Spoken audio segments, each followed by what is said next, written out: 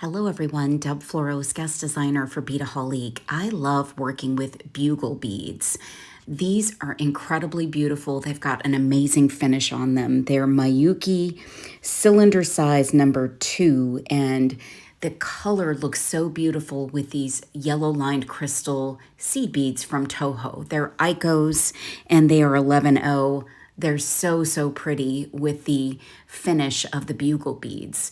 Now we're going to do some brick stitch around this metal component. This is a Nun Design open frame hoop, and all you need are those 3 parts and some wildfire and a needle. And we're going to be creating this fun design. So rather than a fringy earring where the fringe dangles, we're going to create some stiffer dangles, so to speak. So what I'm going to do is grab a wingspan of the wildfire, and then I'm going to use flat nose pliers to get that end flattened out so I can put it through my needle pretty easily. Then I'm going to grab a bead mat. Now the yellow beads are going to be a little hard to see on this mat, but they're there, I assure you. And I just need a small amount of them to get started. Then I'm going to put my needle onto the mat, and then I'm going to tie 3 knots onto the Nun Design ring. And I'm just trying to secure the wildfire so that we can get started with our beadwork here. So I've got 3 knots. Then I'm going to pick up 4 beads. Now we're going to be doing brick stitch, and traditionally with brick stitch, you'll add 2 beads in the beginning. I actually learned this technique from Beadaholic years ago. Well, maybe it wasn't years ago, but it was a while back. And I've got 4 beads, so I'm going to be creating 2 rows of brick stitch because that's really all I need for this first step of the project. Now this part is a little fiddly, and with 4 beads, it's a little more fiddly than it would be with just 2 beads. So what we want to do is create 2 little stacks of beads. So 2 beads right next to each other. And it's a little bit tricky, but you'll want to pull your needle through the back of the hoop so it goes through the center of it. And you'll get that wildfire through the loop, and then you're still going to need to hold on to those beads. They're a little fiddly, so they need to be sitting in 2 little stacks next to each other. You're going to take your needle and go up through the first 2 beads from the front of the hoop. You're going to pull all of your wildfire through very carefully, give it a little tug, and then from the back, you're going to be putting the needle through those 2 beads next to the first 2 beads and pulling that tight. Then you're going to go up through those same beads from the front.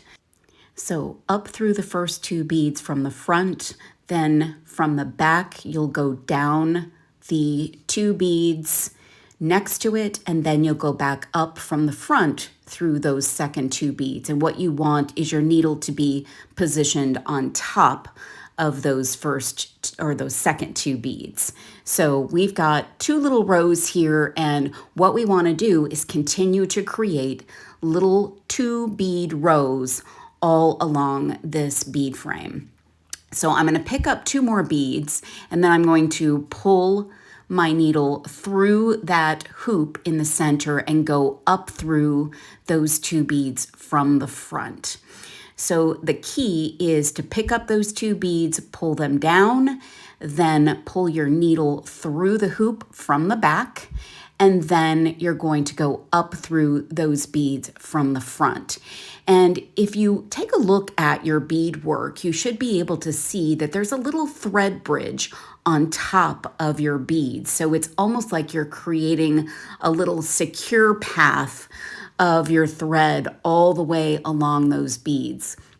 So you're just going to continue to do this process until you get 2 rows, as many as you'd like. Now I did 25 rows of those beads. So I guess it's more, I guess it is rows or columns. And I did 25, and I just kept going with 2 all the way along. Now you could vary this if you get comfortable with this process, and you could do regular brick stitch with 1 row all the way along the hoop and then come all the way back with another row. Totally up to you, but I really liked this concept of doing 2 rows at a time, since that's really all I need for this part of my project. Now you'll want to hold on to your beads as you're pulling the wildfire through them, and always give them a tug up, and then I give them a little tug over in the direction that I'm going. Because we're not on a straight surface, you need to train the beads on how to secure themselves to that curved component. I also like to make sure that I'm holding on to the hoop the correct way. So if I do put this down at any point, I always want to pick it up with the tail in the direction that I started. Now I'm left-handed, so I always hold the tail on the left side and work to the right, but you could certainly work the other direction if you'd like. And I'm picking up 2 beads as I go, pulling the needle through, getting them situated next to the other beads, and going back up in the front. You're really just working from the front of the hoop to secure those beads each time. You're coming through the back with your needle, and then you're always going up through your beads from the front. Now I'm counting to make sure I have the right number of my rows. I just kind of wanted to go maybe 3/4 of the way up the hoop. And then at the end of my rows, I'm pulling my thread tight, and then I'm going to go back up from the front through that first row. So I'm going up and then I'm going back down. Basically, I'm going through the rows up, down, up, down, up, down until I get to the 5th row. And I should be at that point in the position to add beads. So what we're going to do now, I'm securing my needle, is we're going to introduce the bugles, and we're going to work with those, and we're going to create our quote-unquote fringe, although this fringe is not dangly. It's going to be tight, so to speak, taut.